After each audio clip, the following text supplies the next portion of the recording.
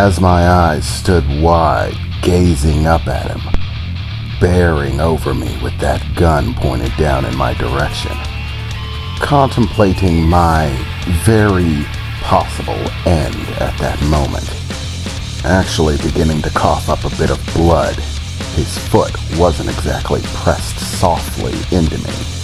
Suddenly, there was a burst of blue energy and wind as I felt his foot lift out of my stomach as his body went sailing, flipping end over end and sliding across the parking lot, bouncing several times before impacting a vehicle, leaving a large splatters of green behind him as he bounced, scorching the cement, splattering it on the car that he impacted as it melted into the steel. And I finally began to breathe just a little bit easier without his foot on me. Damn it! You're gonna pay. I'll kill you. I could hear him growling as he tried to pick himself back up, and I saw a Titan approaching me from the other side. It was difficult to move. I started cranking my pain down in order to try to bypass it, but even without the physical pain, it wasn't like my body was healed. It seemed like my muscles didn't want to respond right, like they were lackluster when it came to strength, and I was having a great deal of trouble picking myself back up. And that guy hit me like a freaking anvil. I'll kill you. I'll make you pay, he said, crawling back to his feet. Now, he seemed to be moving much slower. He wasn't bouncing right back, like he had all the times before.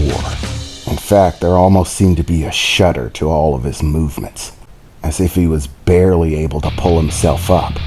It didn't look like he was in any better condition than I was. Apparently losing a hand and having a massive gouge into your shoulder and chest will kind of do that.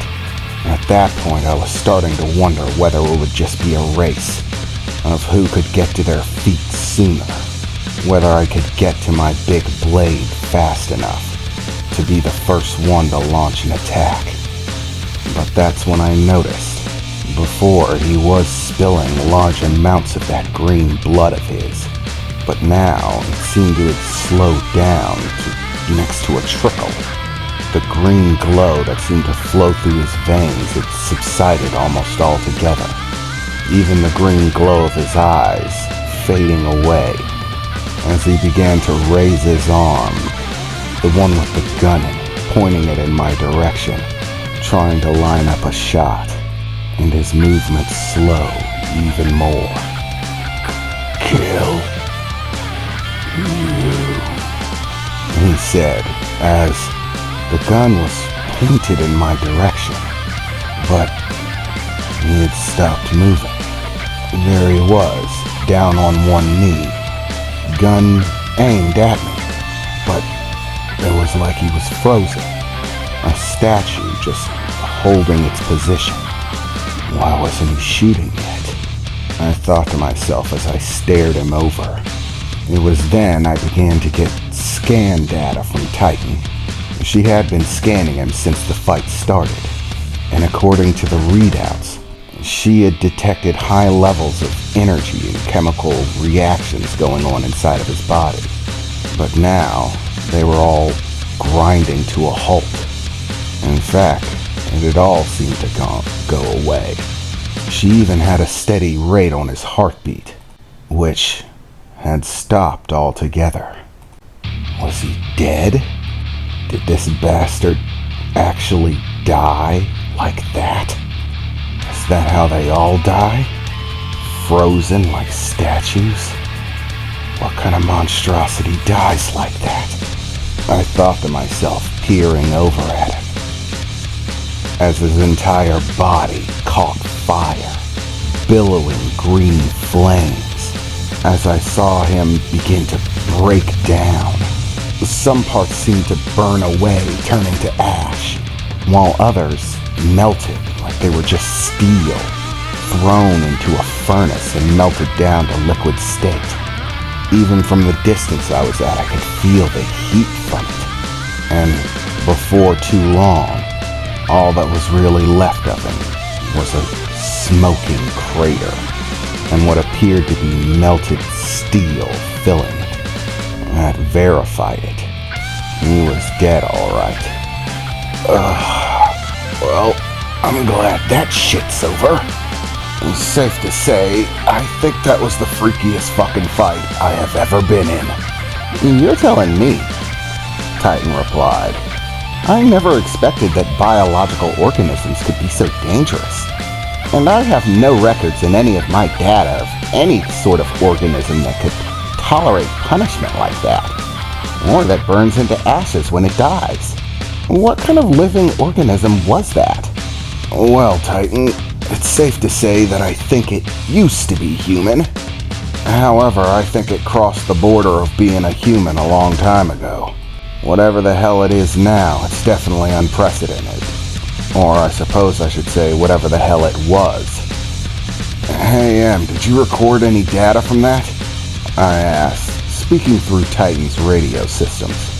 And for a moment there was no reply. M? I said as I wrestled my way back to my feet. M, you're starting to concern me. Speak up. I'm sorry to inform you, but M, as you call her, is not currently available. A cold shudder went down my spine. Whoever the hell this is, he was speaking through Emily's radio piece. And if he was doing that, then M was either dead or unable to do anything about it. I immediately drew my attention over to where M was firing from, taking off like a bullet as Titan followed right behind me. Pulling up beside me, I jumped on, not wanting to lose even a second of time. I didn't even bother putting the rocket sword back in place. I just bolted. It didn't take long for me to make my way back over to the spot. But when I got there, I don't know why I was surprised, but Emily was nowhere to be found. You can stop looking, the voice said into the mic again. You won't find her there. You son of a bitch. Where is she? You better pray she's still alive, I exclaimed furiously, gritting my teeth. Looking around in every direction, trying to find some clue as to what direction he might have taken her, or if she was even still alive. She's still alive, and she's far too valuable in the moment to just kill. No, we need her. Well, I suppose that's not exactly accurate.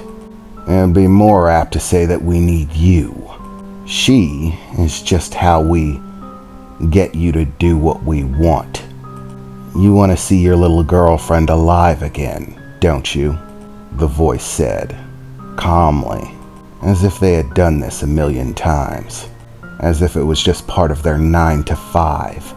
Here's how it's going to go, kid.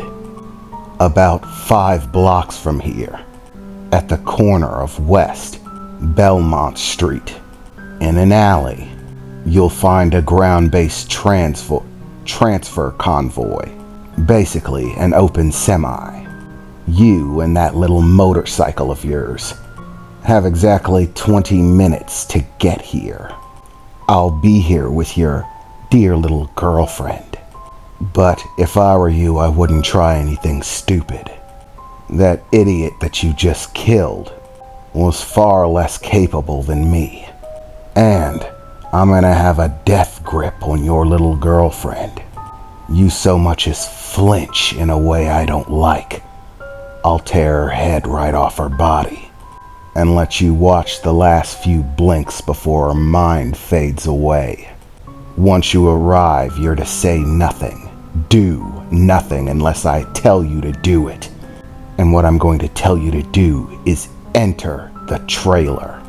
I'll follow you in, and you, me, and your little girlfriend are going to go for a ride. A ride to see my boss. She's been awaiting you with bated breath. She wants to have a discussion with you. This little show was just to achieve that goal. And the idiot you killed a sacrificial pawn. And it's all panning out to be just how she expected it to go. To be honest, I didn't think you had what it took to kill him. But for whatever reason, Mother seemed sure you'd be able to handle it. I thought she was crazy. But here we are, aren't we? Remember, from the moment that this conversation ends, you have 15 minutes. Try anything funny and she dies immediately. Show up late, she dies immediately. So, look forward to seeing you soon, kid, he said, as there was a pause for a brief second before I heard a scrambling noise as the signal to Emily's microphone disconnected. He probably smashed it, which means I can't track him through the signal. Damn it. They set a mousetrap, and as long as they have Emily, I've got no choice but to walk right into it. I don't have enough time or resources to plan anything. I have to play it the way they want. That is, if I want Emily to have any chance of living through this.